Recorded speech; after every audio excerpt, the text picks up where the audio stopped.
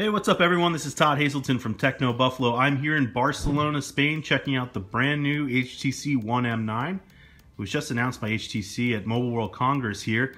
And if it looks familiar, that's because it sort of is. HTC told me this is a refinement of the HTC One M8, but it does have some of the sharper edges that we liked and saw originally on the One M7.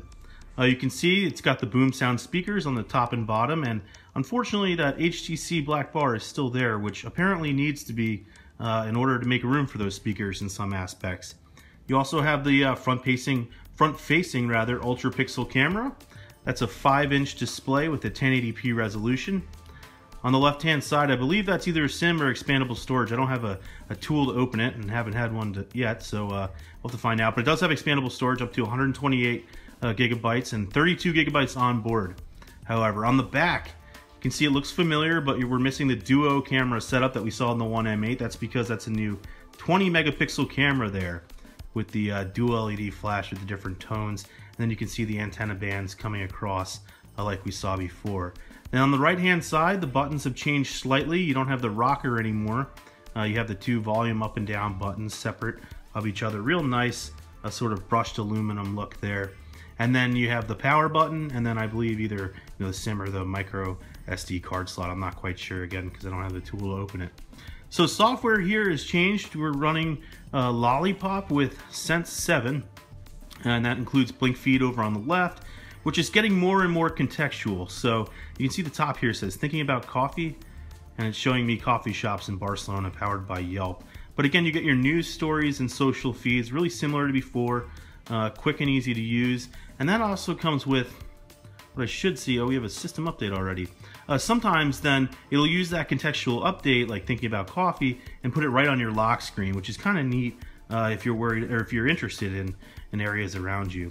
And then now we have this like Sense Now sort of feed on the front here, and you can see it has out, home, and work. And now what that does is it changes the icons available in this launcher and the apps depending on where you are. So I said I was out, but now when I'm home, it'll swap it around to themes and calendar and music and YouTube and stuff like that.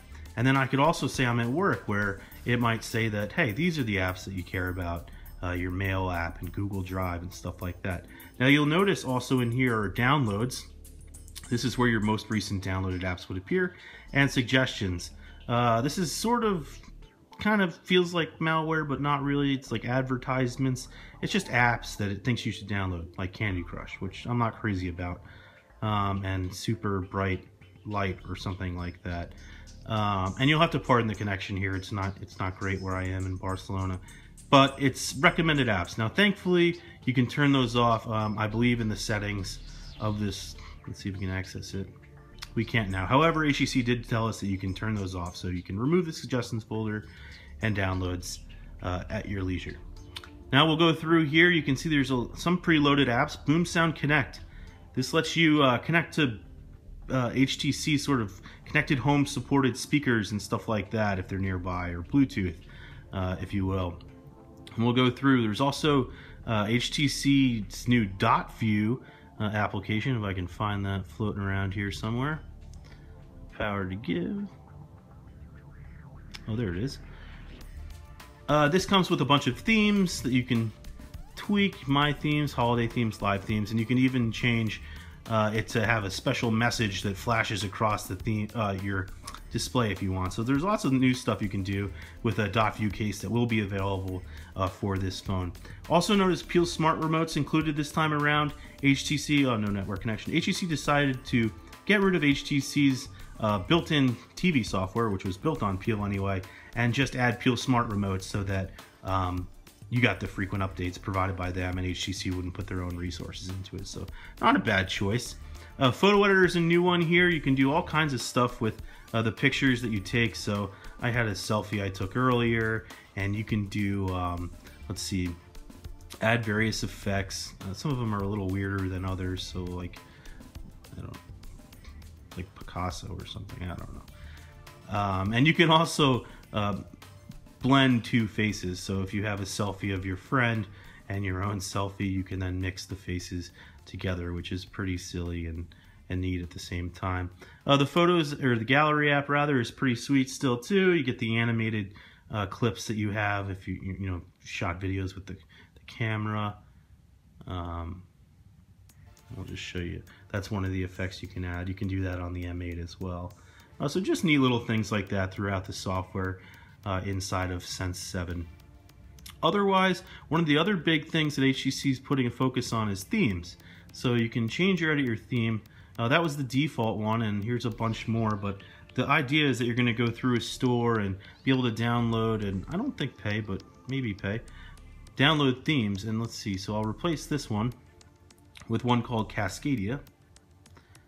And here you can see the theme is applied, and it literally changes everything. You see at the bottom, like the app for switching tasks is now some mountains, and you have this home button is now sort of a weather thing.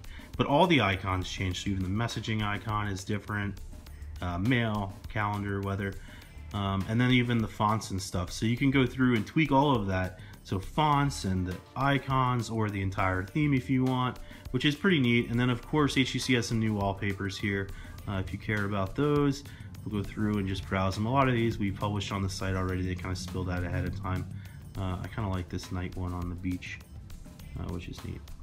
So customization, obviously, and personalization is going to be a big part of this phone as well.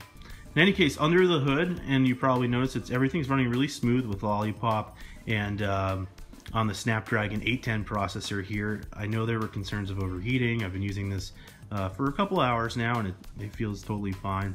You got 3 gigs of RAM on board. Again, I said 32 gigs of storage, expandable with an additional 128 gigabytes. HTC said that's it for now, the 32 gigabyte SKU. So not sure if they're ever going to add more, maybe down the line, but that's not the plan right now. Then up top, you've got the IR blaster again for the TV support.